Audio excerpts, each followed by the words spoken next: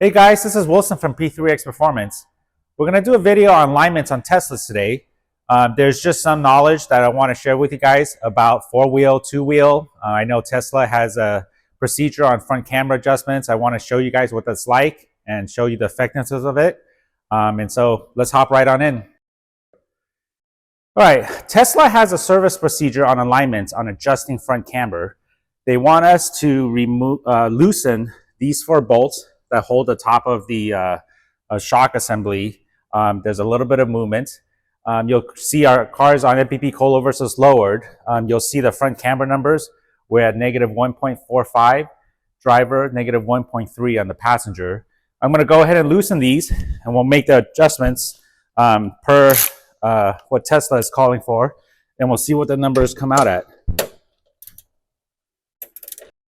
Okay, so we have the top four bolts loosened on this car. I'm going to take this out just to show you. These are actually fairly round holes. They're not slotted with any significant slots.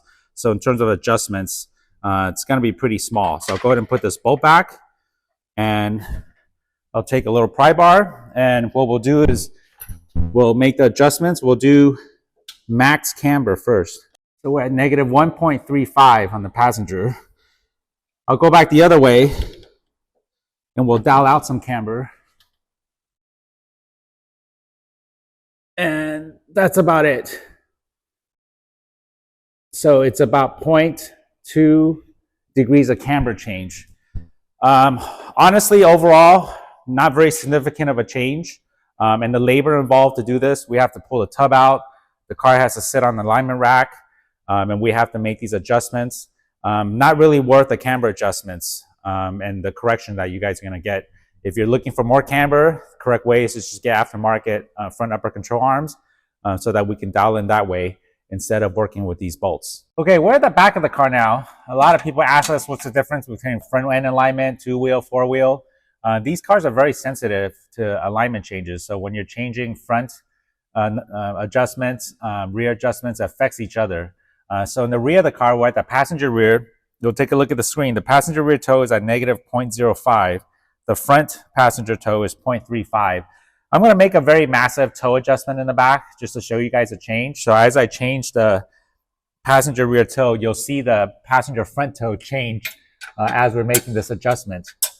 So here we go. Ready? So we're at negative 0.05.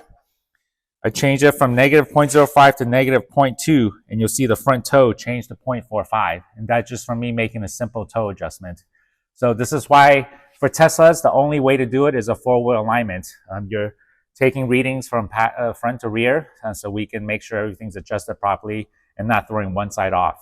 Staying in the back of the car, when we change camber, if those of you running rear camber arms for lowering or for track use, camber and toe are connected to each other. So you change one and you'll change the other. That's just why on the front end for you guys running MPP Fukas, when we take out shims or add shims, you need to make toe adjustments because it will throw the toe completely off. So right now we're staying in the passenger rear of the car. You'll see on the screen, we've got a negative 0.65 degree of camber and 0.10 degree of toe. I'm going to make some camber adjustments. I'm going to actually dial in some camber, and you'll see as I do that, the toe is going to change just from those camber adjustments. So here we go.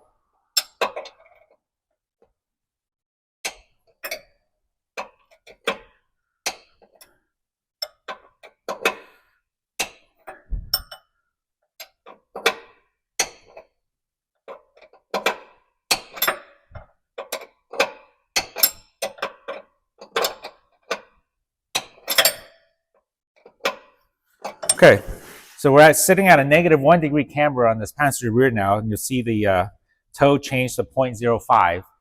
So there is a change, a correlation between the two. So if you're getting alignment done on your car and you have aftermarket toe arms, aftermarket camber arms, make sure the shop you're working with is familiar, and we'll make adjustments for both of these arms. We finished the alignment. You'll see the specs are completely back to factory spec. This is our street setting. For those lowered guys, you're going to run excess front camber, and that's okay. These front camber numbers are actually pretty decent for a lowered car. You shouldn't see any excess tire wear due to that.